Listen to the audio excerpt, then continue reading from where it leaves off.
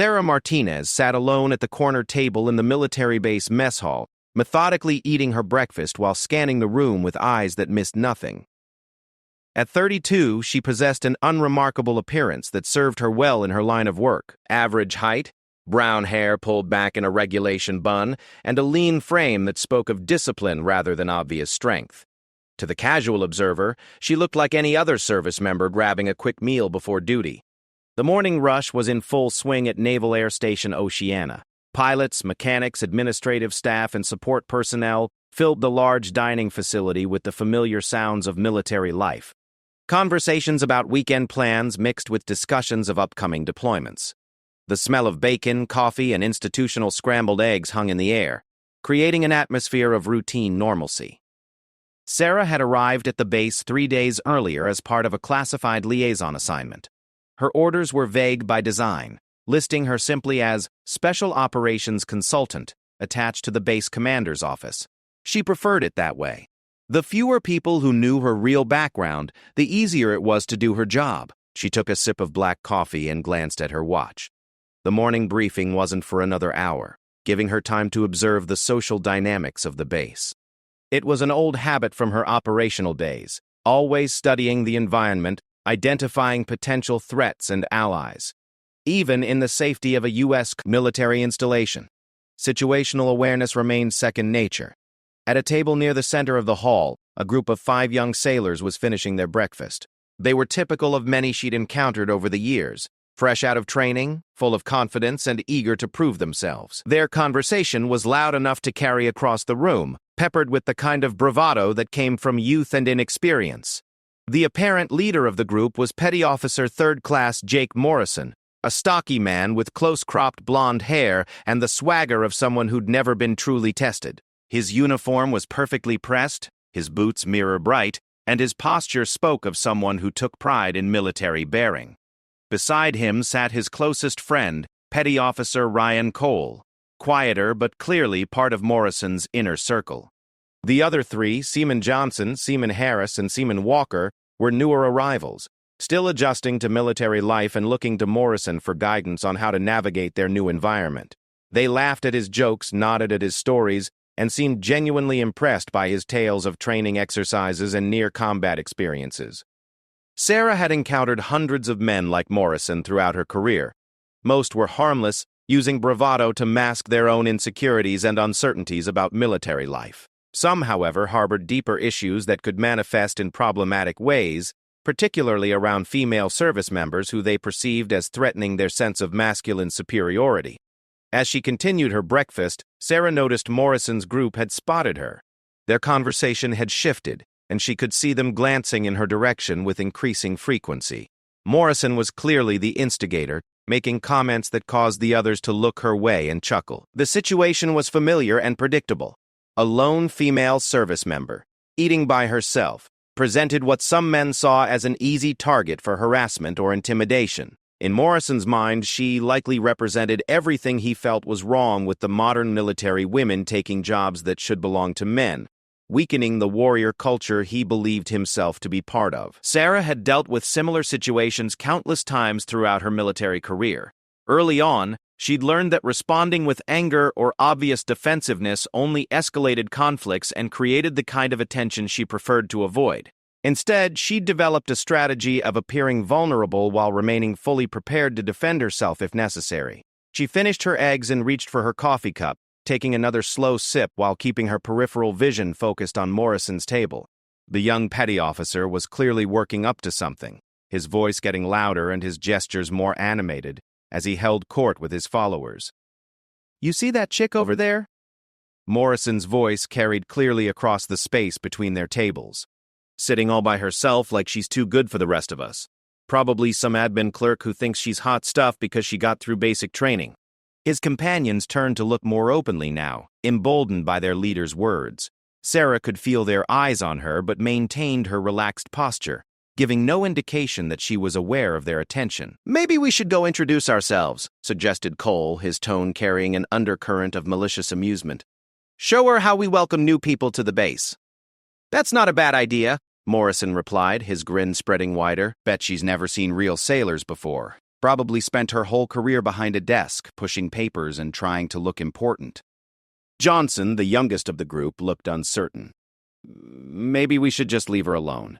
She's not bothering anybody. Morrison turned on him with a look of disgust.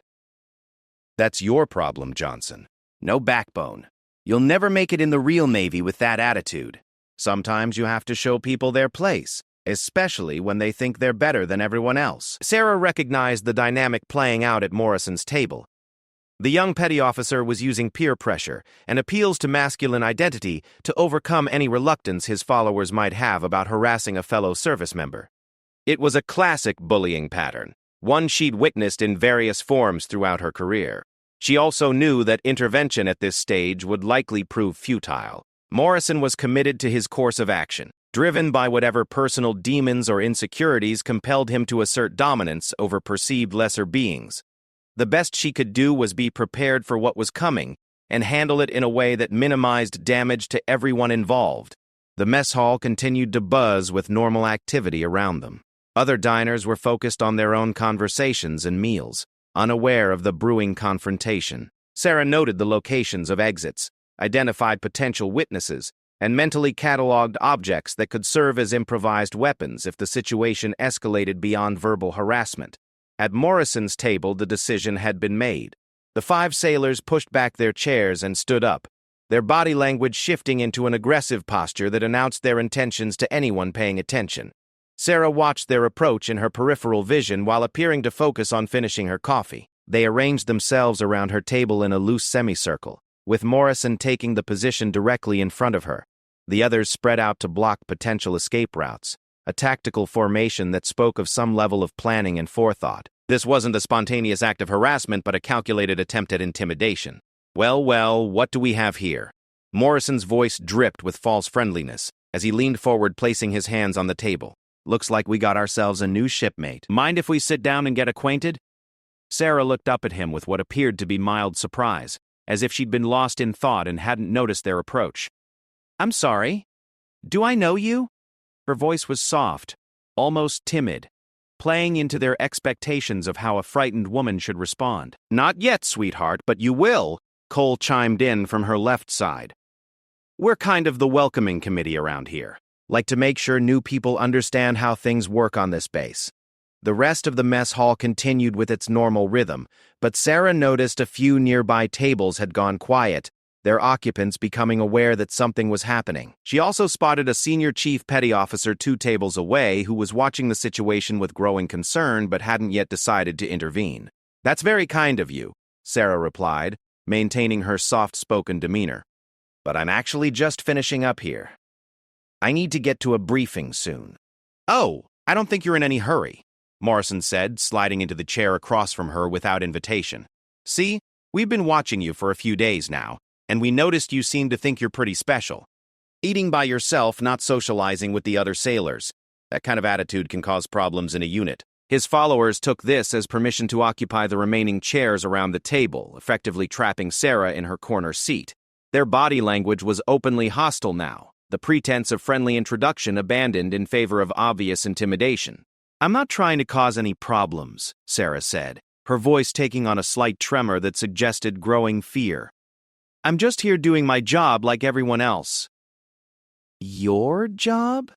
Morrison laughed, a harsh sound that carried no humor. What job would that be? Filing reports? Typing memos? Let me guess. You're some kind of administrative specialist who thinks wearing a uniform makes you a real sailor. The insult was designed to provoke a defensive response, to goad her into revealing weakness or anger that would justify escalating their harassment. Sarah recognized the tactic, and instead allowed her shoulders to slump slightly, projecting defeat and vulnerability. I work in logistics coordination, she said quietly, using the cover story from her official orders. Just making sure supplies get where they need to go. Logistics coordination, Cole repeated mockingly. Hear that, boys? We got ourselves a supply clerk who thinks she's important enough to eat alone instead of mingling with the real military personnel. Johnson, the youngest sailor, looked increasingly uncomfortable with the situation but remained silent under the weight of peer pressure and Morrison's dominant personality. Harris and Walker seemed to be enjoying the show, feeding off their leader's aggressive energy and the apparent power they held over their target. "You know what your problem is?" Morrison leaned closer, his voice dropping to a threatening whisper. "You don't understand respect. Don't understand that there's a hierarchy here, and you're at the bottom of it. Maybe it's time someone taught you your place." Sarah's training kicked in automatically, her mind shifting into tactical mode while maintaining her external appearance of fear and submission. She noted Morrison's position directly across from her, Cole to her left, the others spread around the remaining sides of the table. The corner location that had initially seemed disadvantageous now worked in her favor, limiting the angles from which they could approach her. More importantly, she was evaluating threat levels and potential responses. Morrison was clearly the primary aggressor, driven by whatever personal issues compelled him to dominate others. Cole was a follower, but equally committed to the harassment. The three younger sailors were less certain, caught up in group dynamics but potentially reachable through different means. "I don't want any trouble," Sarah said, her voice barely above a whisper. "Maybe I should just go." "Now you're getting it," Morrison grinned, clearly enjoying what he perceived as her growing fear. "But I don't think you're quite ready to leave yet. See, we haven't finished our little conversation about respect and knowing your place." The senior chief at the nearby table had started to rise from his seat, recognizing that the situation was escalating beyond acceptable bounds. Sarah caught his eye and gave an almost imperceptible shake of her head, a gesture that puzzled him but caused him to hesitate in his intervention. She had her reasons for wanting to handle this situation herself. Morrison and his followers represented a type of problem that plagued military units around the world: bullies who used rank, gender, or perceived status differences to intimidate and harass their fellow service members. Simply having them stopped by higher authority would only drive their behavior underground, making them more careful about witnesses while doing nothing to address the underlying attitudes that created the problem. What Morrison and his group needed was a lesson that would fundamentally change their understanding of power dynamics and the danger of making assumptions about others based on appearance or perceived status. Sarah was uniquely qualified to provide that education, though they had no way of knowing it yet. "Please," she said, allowing a note of desperation to enter her voice. "I really need to go. My supervisor will be looking for me." "Your supervisor?"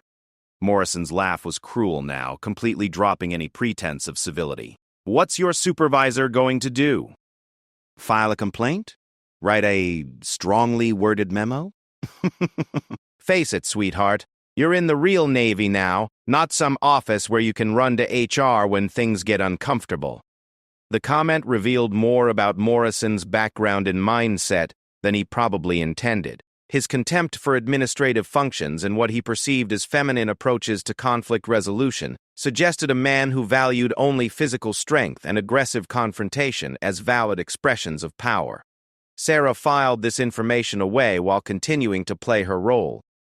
The longer she could maintain their perception of her as weak and vulnerable, the more completely she could control the eventual resolution of this confrontation. Patience had always been one of her greatest assets, both in her operational career and in situations like this.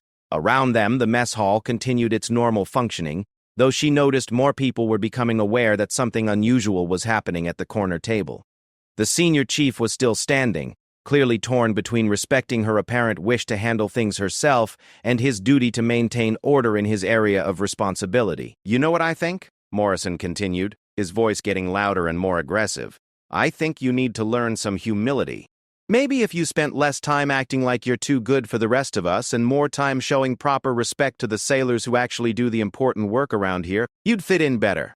It was a classic dominance display, designed to establish Morrison's superiority not just over Sarah, but in front of his followers and anyone else who might be watching. In his mind, he was demonstrating leadership and protecting the integrity of his unit against someone who didn't belong. Sarah recognized the psychological dynamics at play and felt a familiar calm settle over her. This was familiar territory, a type of conflict she'd navigated many times throughout her career. The only difference was the setting. Instead of a hostile foreign environment, she was dealing with hostility from within her own military family. The irony wasn't lost on her. She'd spent years protecting American interests and American lives in some of the most dangerous places on Earth, often facing enemies who would have killed her without hesitation if they'd known who and what she was. Now she found herself being harassed by fellow Americans who had no idea they were threatening someone who'd sacrificed more for their country than they could imagine. But that knowledge gave her no satisfaction and no sense of superiority over her harassers. Morrison and his followers were products of their environment and experiences, just as she was a product of hers. The difference was that her experiences had taught her the true cost of violence and the responsibility that came with the ability to inflict it. "I understand," she said softly, maintaining her submissive posture while her mind continued to assess and plan. "Maybe you're right.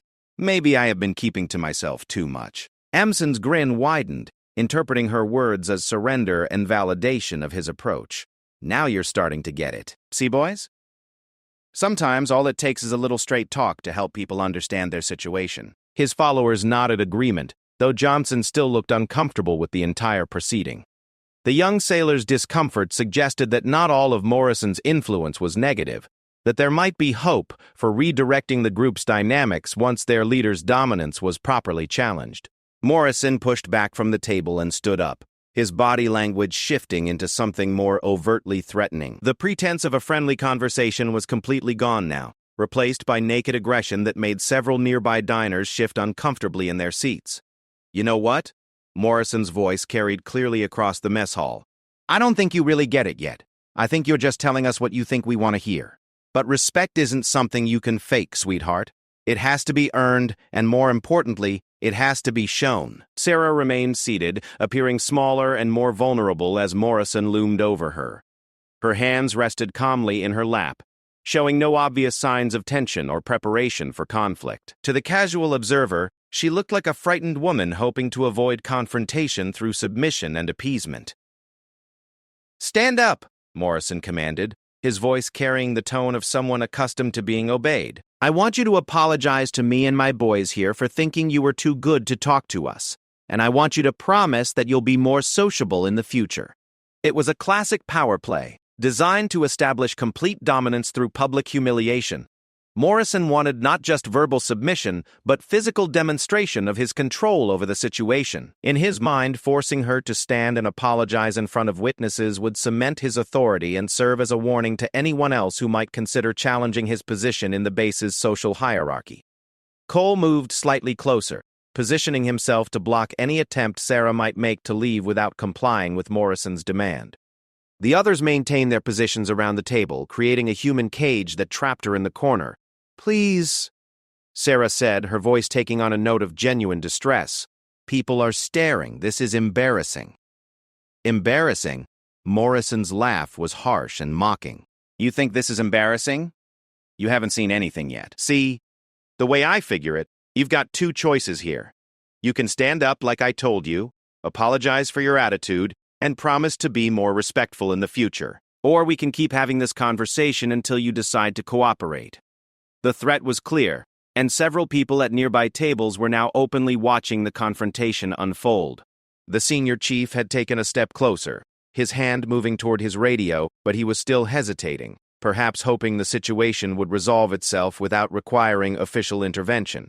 Sarah slowly pushed back her chair and stood up, appearing to comply with Morrison's demand. She was shorter than all 5 of the men surrounding her, her slight frame making their physical advantage seem overwhelming.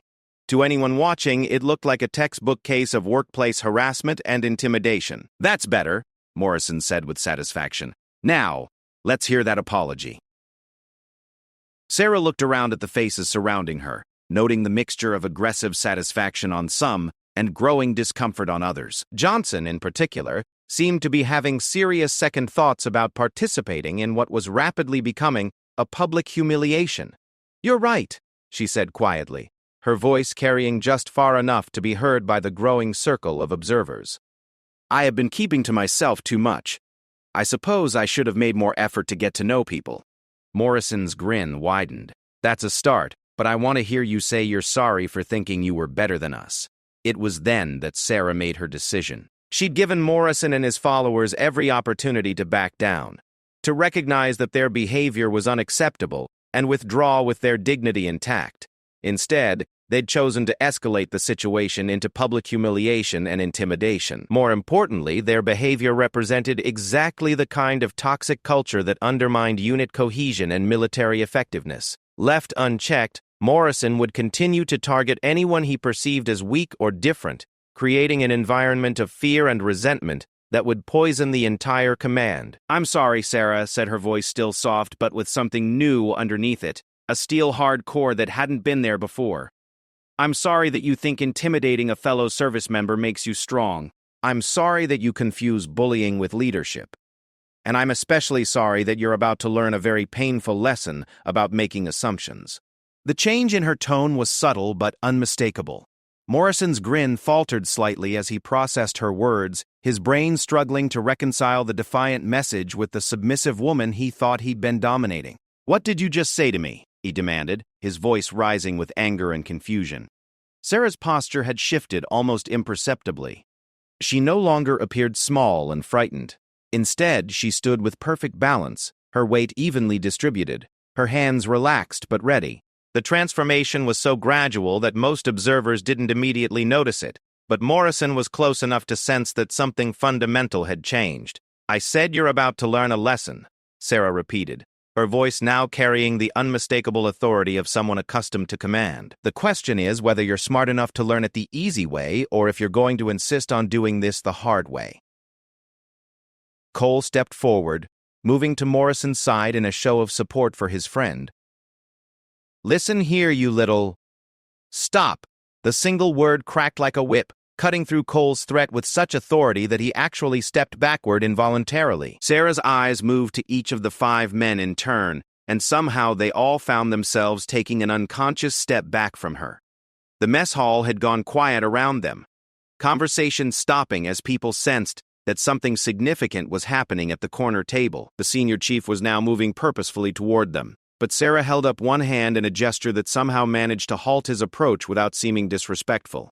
"Let me explain something to you, gentlemen," Sarah continued, her voice carrying clearly across the silent dining facility. "My name is Commander Sarah Martinez, United States Navy SEALs. I've spent the last 12 years conducting classified operations in some of the most dangerous places on Earth. I've been shot at by enemy snipers, survived IED attacks, and engaged in hand-to-hand combat with terrorists who would have tortured me to death if they'd captured me." The color drained from Morrison's face as her words sank in. Around the table, his followers were staring at her with expressions ranging from disbelief to dawning horror as they realized the magnitude of their mistake. "I've killed enemy combatants in defense of American lives and interests," Sarah continued matter-of-factly. "I've jumped out of aircraft at 30,000 feet, infiltrated hostile territory on solo missions, and spent weeks behind enemy lines, gathering intelligence that saved the lives of American soldiers." She paused, letting the weight of her words settle over the group. The transformation was complete now. The frightened logistics clerk had vanished, replaced by someone who radiated the quiet confidence that came from genuine competence and experience. "I've earned 3 bronze stars, 2 purple hearts, and a silver star for valor in combat," she said. "I've been entrusted with national secrets and given responsibility for operations where failure would have meant the deaths of American citizens. And until 3 minutes ago, I was giving you the benefit of the doubt, hoping you might realize your mistake and walk away with your dignity intact." Morrison was trembling now, whether from fear, embarrassment, or rage was unclear. His carefully constructed image of dominance had evaporated in the face of Sarah's revelation, leaving him exposed as exactly what he was, a small man trying to feel big by picking on someone he thought couldn't fight back. "But you chose to escalate this situation," Sarah continued. "You chose to try to humiliate a fellow service member in public. You chose to demonstrate that you value intimidation over leadership, bullying over respect. So now we're going to have a different kind of conversation." Cole made a desperate attempt to salvage the situation. "Look, we didn't know who you were. If you'd just told us from the beginning—" "Told you what?" Sarah's voice cut through his excuse like a blade. "That I deserved basic respect and courtesy? That harassing fellow service members is unacceptable regardless of their rank or background? Should I have shown you my service record before you decided whether I was worthy of being treated like a human being?" The question hung in the air like an accusation, highlighting the fundamental flaw in their thinking. They'd assumed they could intimidate her because they judged her to be weak and isolated, not because she'd done anything to deserve their harassment. Johnson, the youngest of the group, stepped forward with tears in his eyes. "Commander, I'm sorry. I didn't want to do this, but I didn't know how to stop it. I should have said something earlier." Sarah's expression softened slightly as she looked at the young sailor. "What's your name, son?" "Seaman Johnson, ma'am. I've only been stationed here for 2 weeks. How old are you, Johnson?" 19, ma'am. Sarah nodded, understanding more about the dynamics that had led to this confrontation. Johnson was barely out of his teens, trying to navigate military culture and looking to older sailors for guidance on how to fit in. Morrison had exploited that natural tendency, using peer pressure and appeals to masculine identity to turn the young man into an accomplice in his harassment campaign. "Johnson, I want you to remember this moment," Sarah said firmly but not unkindly. "I want you to remember how it felt to participate in something you knew was wrong because you were afraid to stand up to peer pressure. And I want you to promise me that the next time you see someone being harassed or intimidated, you'll find the courage to speak up." "Yes, ma'am," Johnson replied, his voice thick with emotion. "I promise." Sarah turned her attention back to Morrison, who was still standing frozen in place, his mind apparently struggling to process the complete reversal of the situation. "As for you, Petty Officer Morrison, you and I are going to have a conversation with your commanding officer about leadership, respect, and the proper treatment of fellow service members." "Commander, please." Morrison finally found his voice, though it came out as a desperate whisper. "I made a mistake. I'm sorry. It won't happen again." "You're right, it won't happen again," Sarah agreed. "But not because you're sorry you got caught. It won't happen again because you're going to understand the consequences of your actions and the responsibility that comes with wearing that uniform." She gestured toward his rank insignia, the 3 chevrons that marked him as a petty officer 3rd class.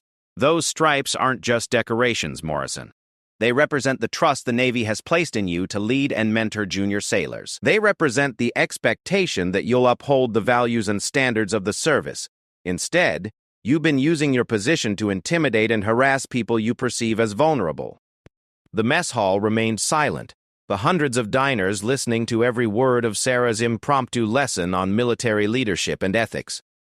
For many of the younger service members present, it was likely the first time they'd seen someone in authority address the toxic behaviors that too often flourished in military environments. "But Commander," Cole interjected, still trying to find some way to minimize their culpability, "we were just trying to help her fit in. We thought she was being antisocial." Sarah's gaze shifted to Cole with laser-like intensity. "Help her fit in by surrounding her table, blocking her exit, and demanding she apologize for eating alone? Tell me, Petty Officer Cole, exactly what part of that behavior reflects the Navy's core values of honor, courage, and commitment?" Cole's mouth opened and closed soundlessly, unable to formulate any response that wouldn't make his situation worse. The question had exposed the fundamental dishonesty of their justifications, stripping away the rationalizations they'd used to convince themselves their behavior was acceptable. Harris and Walker, the other 2 participants, had remained silent throughout the confrontation, perhaps hoping their minimal participation would be overlooked. Sarah's attention now turned to them, and they shifted uncomfortably under her steady gaze. "Seaman Harris and Walker," she said formally, "what lessons do you think we should take from this situation?" Harris, slightly older and apparently more thoughtful than Walker, spoke first. "Ma'am, I think we learned that we shouldn't make assumptions about people based on appearances, and that harassment is wrong regardless of who the target is." "That's a start," Sarah acknowledged. "Walker?" The youngest participant looked terrified, clearly overwhelmed by the magnitude of what had transpired. "I'm sorry, ma'am." "I just followed the others. I didn't think about whether it was right or wrong." "That's exactly the problem," Sarah replied. "You didn't think. You allowed someone else to do your thinking for you, and you participated in behavior that violated everything the military stands for. Personal responsibility, integrity, respect for fellow service members. All of that went out the window because you were more concerned with fitting in than doing the right thing." The senior chief had finally reached their table, though he seemed uncertain about how to handle a situation that had already been resolved by someone who outranked everyone present. Sarah acknowledged him with a nod. "Senior Chief, I believe these sailors have some things to discuss with their chain of command. I'll be filing a formal report about this incident, but I want to make sure their immediate supervisors are aware of what transpired here." "Yes, ma'am," the senior chief replied, his voice carrying the relief of someone who'd been spared from having to intervene in an increasingly volatile situation. "I'll make sure their department heads are notified immediately." Sarah turned back to Morrison's group one final time. "Gentlemen, you have two choices moving forward. You can treat this as a learning experience and use it to become better sailors and better leaders. You can examine your attitudes and behaviors and make a genuine commitment to treating all service members with the respect they deserve. Or you can continue down the path you've been on and face the inevitable consequences when you encounter someone less patient than I've been today." The threat was implicit but unmistakable. Sarah had handled this situation with remarkable restraint, choosing education over punishment, despite having every right to pursue formal disciplinary action. But her patience wasn't unlimited, and neither was that of other senior personnel, who might not be as understanding if this behavior continued. "I think we understand, Commander," Morrison said quietly, his earlier bravado completely deflated. "It won't happen again." "I hope not," Sarah replied. "Because the next person you try to intimidate might not be as forgiving as I am. And in the real Navy, the one where actions have consequences, your behavior today could have ended your careers before they really began." She gathered her tray and prepared to leave, pausing only to address Johnson once more. "Seaman Johnson, walk with me for a moment. The rest of you report to your department heads within the hour." As Sarah walked toward the exit with Johnson beside her, conversations gradually resumed throughout the mess hall. But the normal buzz of military life was subdued now, as hundreds of service members processed what they'd just witnessed and considered its implications for their own behavior and attitudes. As they walked through the corridors of the naval base, Sarah could sense Johnson's nervous energy radiating beside her. The young sailor was clearly struggling with a mixture of emotions: shame at his participation in the harassment, relief that the situation hadn't escalated further, and uncertainty about what would happen next. "Tell me about yourself, Johnson," Sarah said as they made their way toward a quieter section of the building. "Where are you from?" "Small town in Ohio, ma'am," Johnson replied, his voice still shaky from the earlier confrontation. "Population, about 3,000. I enlisted right out of high school because I wanted to see the world and serve my country." Sarah nodded, understanding more about the young man's background. Small-town kids often struggled with the social complexities of military life, where they had to navigate relationships with people from vastly different backgrounds and experiences. The desire to fit in and be accepted could make them vulnerable to negative influences like Morrison. "What's your rating?" she asked, using the Navy term for his job specialty. "Electronics technician, ma'am. I'm here for advanced training before my first deployment. I've been working really hard to learn everything I can and make a good impression. And when Morrison started paying attention to you, you saw it as an opportunity to connect with someone who seemed to know how things worked around here," Sarah observed. Johnson's face flushed red. "Yes, ma'am. I know that's not an excuse for what happened back there, but I was lonely and trying to make friends." Morrison seemed confident and experienced, and the others looked up to him. "I thought if I could get in with his group, it would make my time here easier." They reached a small conference room that was currently unoccupied. Sarah gestured for Johnson to take a seat at the table while she closed the door behind them. The room was spartanly furnished with military-issued furniture and motivational posters, but it provided the privacy they needed for a frank discussion. "Johnson, I'm going to tell you something that might surprise you," Sarah began, settling into the chair across from him. "What happened back there wasn't primarily about me. It was about you and every other young sailor who gets caught up in toxic leadership and peer pressure." The young man looked confused. "I don't understand, ma'am." "Morrison has been on this base for 2 years," Sarah explained. "In that time, he's built a reputation as someone who knows how to get things done and isn't afraid to speak his mind. To junior sailors like yourself, he appears to be exactly the kind of leader worth following. But what you witnessed today was the real Morrison, someone who uses intimidation and harassment to make himself feel powerful." She leaned forward slightly, her expression serious but not unkind. The question is, what kind of sailor do you want to be? Do you want to be someone who follows orders without thinking about whether they're right or wrong? Or do you want to develop the moral courage to stand up for your principles, even when it's difficult? Johnson was quiet for a long moment, clearly wrestling with the implications of her question. I want to do the right thing, ma'am, but sometimes it's hard to know what that is, especially when everyone else seems to be going along with something. That's exactly why the military emphasizes core values, Sarah replied. Honor, courage, and commitment aren't just words on a poster. They're guideposts that help you make decisions when the right path isn't obvious. When you're faced with a situation like the one in the mess hall, you ask yourself, does this behavior reflect honor? Does it require courage to participate? Am I committed to the values I swore to uphold? She could see understanding beginning to dawn in the young sailor's eyes. I never really thought about it that way before. Most people don't, especially when they're young and trying to figure out their place in a new environment. Sarah acknowledged. But that's when character is really tested. Not when the choice is easy, but when there's pressure to compromise your values for the sake of acceptance or advancement. Johnson nodded slowly. What's going to happen to Morrison and the others? Oh, that depends on a lot of factors. Sarah replied honestly. Their service records, their willingness to learn from this experience, and their future behavior will all play a role in determining consequences. But more importantly, what's going to happen to you? Ma'am? You have a choice to make, Johnson. You can treat this as an isolated incident and go back to trying to fit in with whatever group will accept you. Or you can use this experience as a catalyst to become the kind of leader the Navy really needs. Sarah stood up and walked to one of the motivational posters on the wall, one that featured the Navy's core values prominently displayed.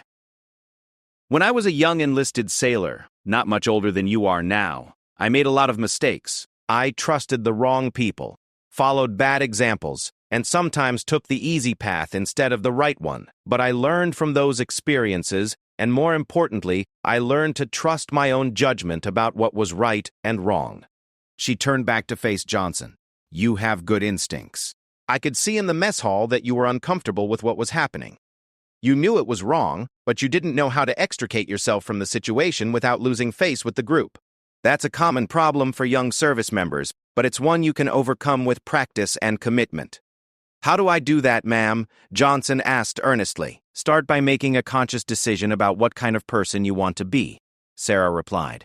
Not what kind of person others expect you to be, but what your own values and conscience tell you is right. Then practice standing up for those values in small situations so you'll have the strength to do it when the stakes are higher. She returned to her seat and leaned forward again. Let me tell you about a mission I was on 3 years ago in Afghanistan. We were working with a local militia group that had information about terrorist activities in their region. One night I witnessed several of the militia members abusing prisoners they'd captured.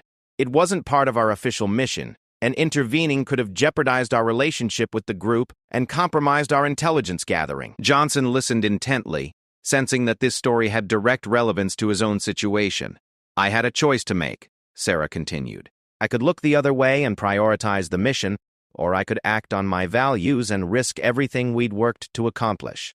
It would have been easy to rationalize inaction, tell myself that it wasn't my responsibility, that the strategic considerations outweighed individual moral concerns. What did you do? I stopped the abuse, Sarah replied without hesitation. I made it clear to the militia leaders that such behavior was unacceptable and would not be tolerated in any operation involving American forces. Yes, it complicated our mission.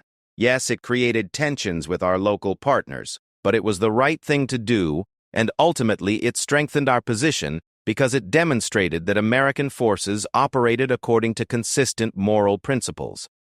The lesson was clear, and Johnson seemed to grasp its application to his own circumstances. So when I saw what was happening in the mess hall, I should have spoken up even though it would have meant going against Morrison and possibly losing their acceptance. Exactly, Sarah confirmed.